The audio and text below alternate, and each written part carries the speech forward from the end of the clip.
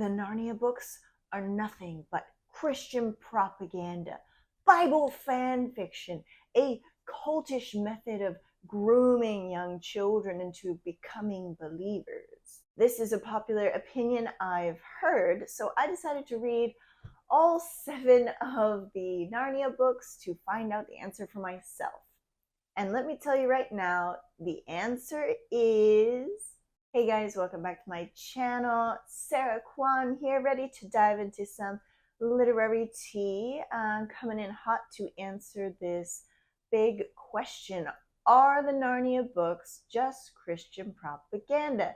So grab yourself some popcorn, like, subscribe, comment, and let's dive into the video. I have to admit that I was a little bit anxious about doing this series, partly because I just know how well loved these books are, how devoted the fans are, how, there are university courses dedicated to C.S. Lewis and to the Narnia books. So I knew that I was treading on very well trodden ground and very well loved and well protected ground, and I don't want to piss anyone off, and these are just my opinions, thoughts, and ideas. Feel free to disagree, and if you do, leave me a little comment. So I've been on this kick of rereading some childhood classics, and especially books that I myself enjoyed in my youth, and rereading them with the eyes of an adult. It's been a very fun exercise, and I definitely recommend it. So when I mentioned to a friend that I was planning to reread the Narnia books, this friend said, "Aren't those books just Christian propaganda?"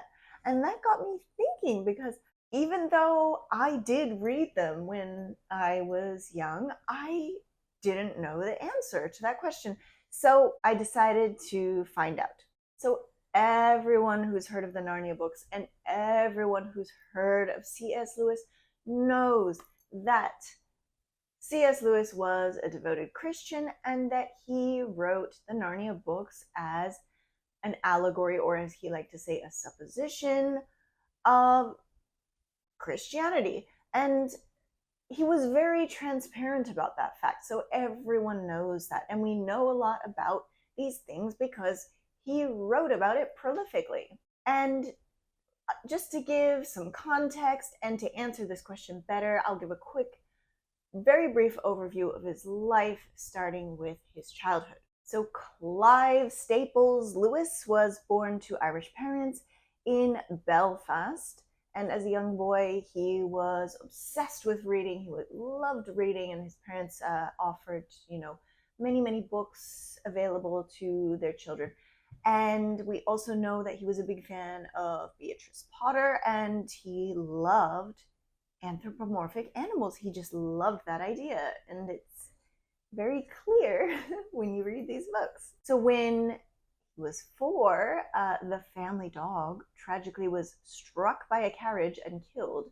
And from that day forth, little Clive Staples Lewis sort of took on the persona of the dog, and he refused to be called anything except Jack or Jackie, which Jackie was the name of the dog.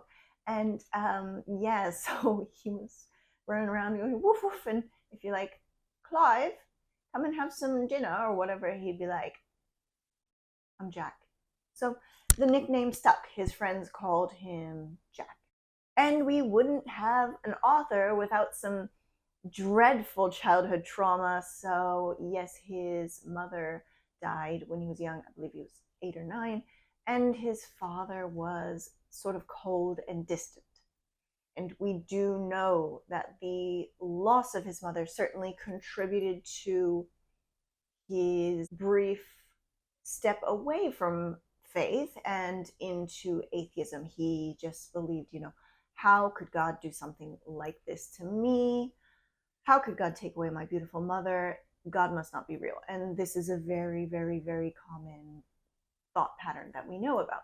So he wrote about this, so we know that this contributed to his little stint of atheism.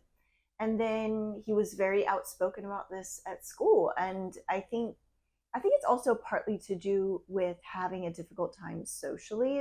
An Irish boy attending English boarding school in the early 20th century, I think we can imagine there would have been some prejudices against his accent, his parentage, and all that kind of thing. But, they probably just made him kiss a picture of the Queen and just beat the accent out of him. So that, that's my assumption. I know he wrote about having a very difficult time at school and disliking the way things were approached and how he was treated and everything. So all of this accumulated to God is obviously not real because my life sucks. And let's be real, I wouldn't want to experience an early 20th century English boarding school, so I can hardly blame him. And I think it led him to being disenchanted with authority on the whole. And we also know that during his years at school, Lewis gained an interest in the occult. It was very, a popular idea at the time to be studying Norse mythology, Celtic mythology, all these pagan ideas and pagan literature. So he was really into that.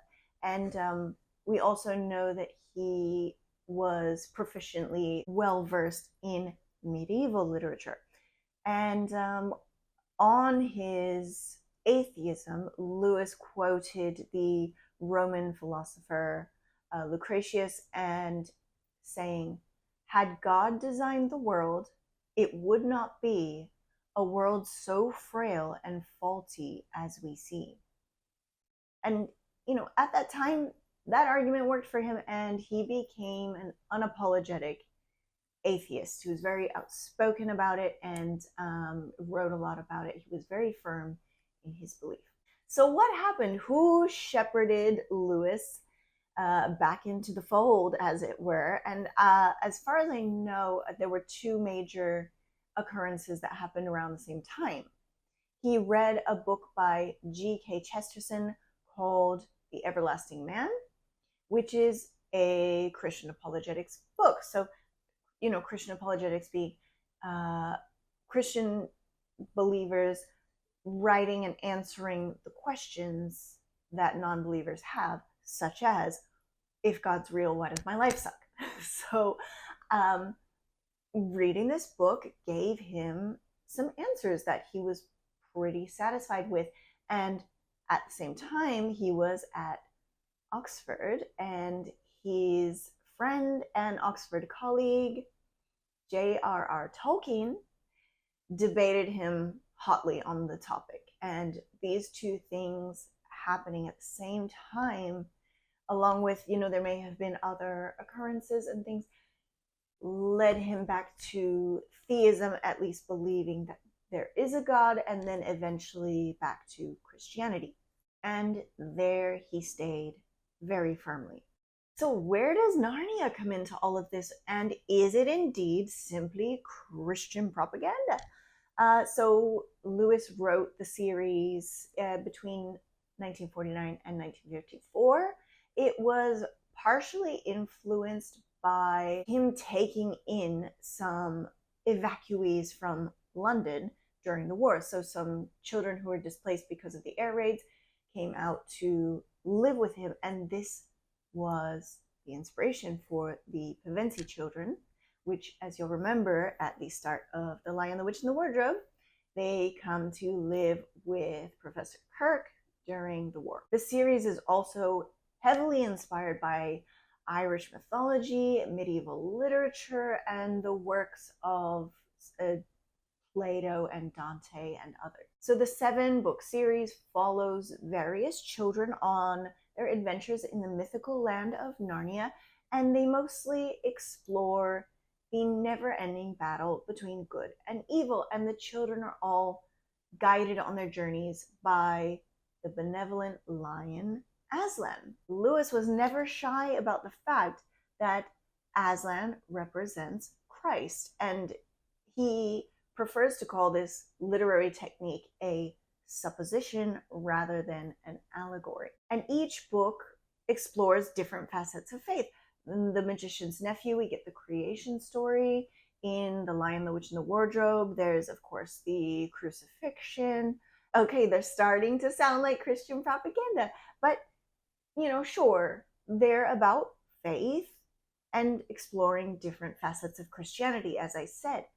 But I have to say that having just read all 7 books, they simply are not Christian propaganda, and here's why. If you had never heard of Christianity before and you read these books, you could enjoy them as they are, just removing the lens of religion. They're simply tales of adventure, fantasy, wild romps through the mythical world with some help of anthropomorphic creatures. And who doesn't love talking animals? Disregarding the Christian angle, they really are just books about the ever present battle between good and evil. And that's something that most stories are about anyway. I know that some people are going to disagree with me saying this, and it's a hotly debated topic. People saying that you cannot remove the Christian supposition from these novels because that is the intent with which they were written. But let me just do my own little supposition here. If an alien came here and found these 7 books and read them and had no idea what Christianity was, they could still enjoy the books. It wouldn't be, there's not they're not like tracts, like chick tracts, or there's not, little leaflets in the back that are like, here's your local Anglican church, make sure you go there on Sunday. Do you know what I mean? They're just story. They would just be fun fantasy books with some obvious moral lessons along the way. And secondly, after having been a non-believer for so long, Lewis doesn't want to force faith on anyone. He knows that you can't force or coax anyone into becoming religious. It just doesn't work that way. And sure, I know you're saying, yeah, what about the Crusades? What about the Spanish Inquisition?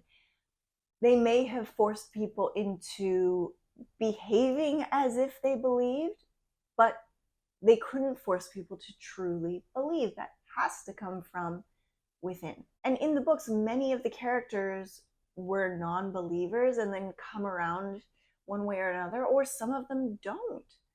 And it's not a story about how fire and brimstone is going to come for you if you are a non-believer. It's really not about that. It's more about the journey and the realistic consequences of bad choices versus the rewards of living a good life. And for example, in The Voyage of the Dawn Treader, no one forced Eustace to believe in Aslan. When he gets sucked into Narnia against his will, he still doesn't believe it.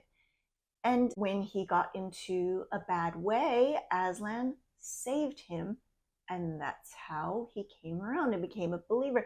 But during that whole time when he's whinging on the boat and writing in his journal, which is really entertaining, no one's forcing him to believe. They just look after him and love him anyway. And lastly, Lewis was still critical of the church, even, after becoming a believer again.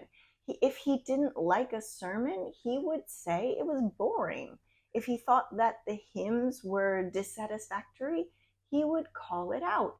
Although he did join the Anglican Church, he still avoided becoming fully committed to any one sect. He really just clung to this idea that I am a follower of Christ, and that's the important part.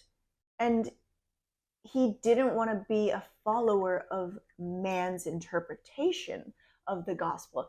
And that's why I believe wholeheartedly that he wouldn't want his readers to do that either. He was someone who was outspoken, critical, and still a believer through and through. So it is my position that he couldn't possibly write or present any kind of propaganda. Propaganda is designed to mislead, tell half-truths, and manipulate people. And that is not what the Narnia books do at all. The Narnia books are fun fantasies that you can enjoy without the influence of Christianity if you want. and written by a man who believed that faith must be organic and that one must still remain critical all the while.